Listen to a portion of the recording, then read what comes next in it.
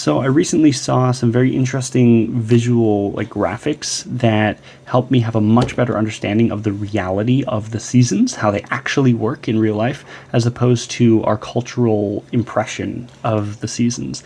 And I wanted to share that with you because I think it was very interesting to me. It helped me see nature and the passing of the seasons in a way that feels more accurate to reality. And I would like to pass that on to you. So ignore this mess. I don't have my tripod, so it's just the only way I have of holding my phone up in a way that I have both in my hands. So essentially, I think culturally we tend to think of the seasons in a circle.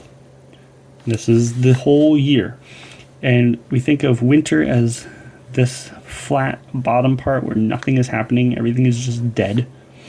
And then we think of the rise as spring and the descent as fall. And then summer is the nice, big, warm, fun times in the middle. Now, first problem you see with this is you've got summer is like half of the year according to this. And then the other half is split up into three. This is already not accurate to reality. And I think that this cultural impression of the way that we think about the seasons, the way that we treat the seasons or talk about the seasons, affects a lot about the way that we interact with the world in very subtle yet significant ways. So I think the more accurate way of viewing it is you've got the circle and it's split into 4 equal parts, right? You have June 21st, the summer solstice, the longest day of the year. December 21st, the winter solstice, the longest night of the year. And then you have the spring and fall equinoxes, where the day and night are of equal length. And you can think of it like this. You've got the North Pole, South Pole of the Earth, and the equator.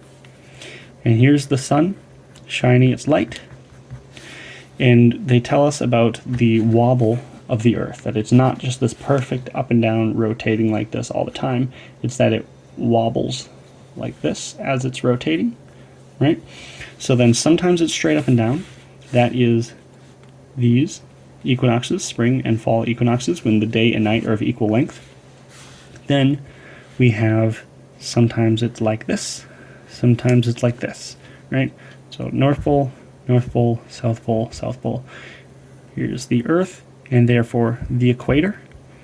Here's the Earth, and therefore the equator. So if the sun is still shining this way, this is the northern hemisphere, southern hemisphere, southern hemisphere. So this is summer, because the sun is shining mostly on the northern hemisphere. We have more sun, more heat, it's summer. And then it is winter in the southern hemisphere. Summer in the northern, winter in the southern. Brief little side note, the American school system is such trash that it literally was years after high school before I had any concept of this whatsoever. They did not teach me this in school at all. Anyways, back to it. So then over here, we've got southern hemisphere, northern hemisphere. Again, sun shining this way. So in this scenario, it's summer in the southern hemisphere and winter in the northern hemisphere. So we can chart these 3 options with this right here, where here's the Earth straight up and down, the sun is shining this way as we're here. And then as we go towards summer, it tilts this way.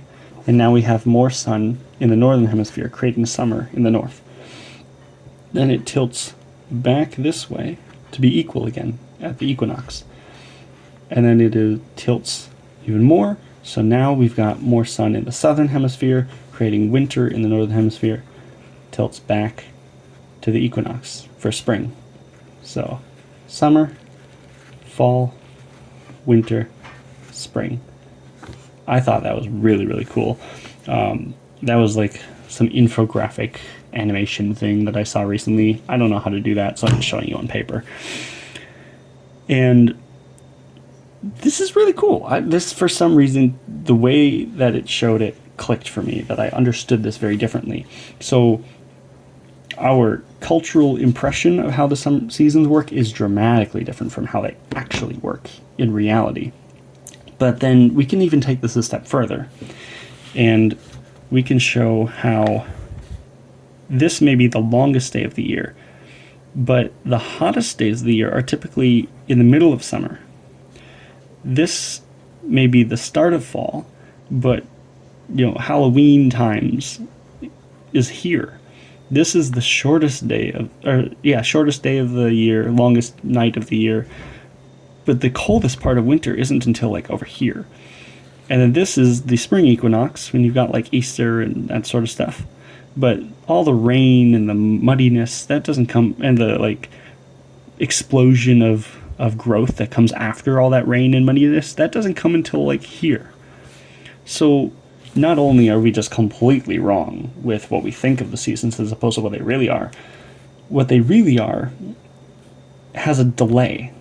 Like what we experience when you actually go outside and experience reality, it has a delay versus what's really happening. I have been working on a small farm for the past couple of years, and it's fascinating to personally experience the seasons in a way I never have before. I am by no means a stranger to nature. I love camping. I grew up in the country surrounded by farm fields, but yet I grew up in my room on the internet playing video games, watching YouTube videos. I always thought of myself as a country person. Like, I live in the country. I don't live in a big city. I spent my whole life in a town of 10,000, which historically is, a massive metropolis compared to the types of cities you would have thousands of years ago. And so that's a key point I want to make. I feel like the vast majority of people do not live a country lifestyle. Are we even a person like me who grew up in the country and lived my whole life in the country, like 5-10 minutes from town, even still, I'm not that different at all from the type of people that live in like New York or Chicago, because they live inside, disconnected from nature, disconnected from reality. And I did the same thing. I grew up in my room, not paying attention to the seasons. And now the last 2 years, working on a small farm, working outdoors, is like the first time ever in my life, in 30 years, that I'm actually experiencing nature and reality all day, every day, and understanding it in a totally new way. And it's changing my like culture, personal culture, whatever you want to call it, my impression of the seasons, because everything about our culture emphasizes the doing. Everything we do. There's no time to reflect. There's no time to kind of pare down or build up new. Well, we do a lot of building up new, but there's definitely no time for rest. And I think that is this lack of rest can be considered a cause of many, if not maybe most of the issues we have in society nowadays can be at least partially attributed to this constant go. So I am trying to take on a new perspective, to not just work myself to death as I always have, and for the first time in my life try to understand, like, what does it mean to embrace winter?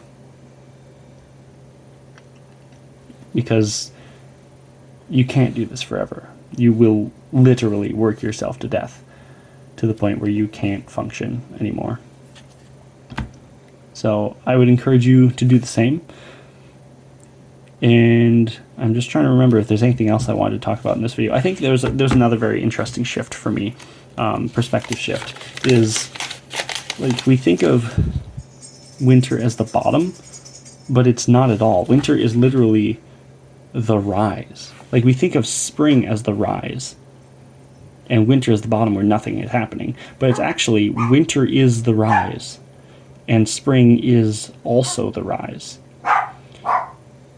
And in that same way, we think of summer as like this big peak, the top, all the fun and the birthday parties and the pool parties and whatever. And then fall is the descent. But actually, summer is the descent, and fall is just more descent. That's a major shift for me as well, in my perspective, in my understanding of what's going on here. Like, winter is not this dead nothingness. It is metaphorically planting the seeds at New Year's, right? New Year's is like here-ish, just slightly past. And then sometimes, depending on your climate, literally planting the seeds for your farm, what you're going to eat that year, here-ish, somewhere in here. So December is not this zone of deadness and nothingness. It is the beginning already, and spring is just like the acceleration of that beginning to build something new. And like, yes, it peaks here, but you don't see the results until later. And so you're planting your seeds, you gain things in the ground, and there's this explosion of growth. And then it's harvest, and then suddenly wrap things up because it's going to get gross real quick. And hope that this is going to hold you over until, well, basically all the way over here, because like these seeds aren't really producing until there. So you got to hope that this is going to, get you through the winter. And that summer is not this fairy tale of infinite growth, this capitalist dream. It is actually the beginning of the end. And then fall is just an acceleration of that descent that actually began before what we truly think of summer even happens. The dog days of summer, the hottest days, the times where you really want to be outside doing stuff. Because like June, depending on where you live, isn't that warm. Very, very interesting that winter is not nothingness, it is the rise. Summer is not the peak, it is the fall. So what we think of as fall is actually summer. What we think of as spring is actually winter. We think of spring as the rise, but winter is the rise. We think of fall as the descent, but summer is the descent. And then spring and fall are just accelerations of that. I thought that was a very interesting perspective change. It's just something about the visuals really clicked for me. And I hope that this is interesting and helpful to you as well. So take care. Question everything. Whoops, why did it zoom? Question everything.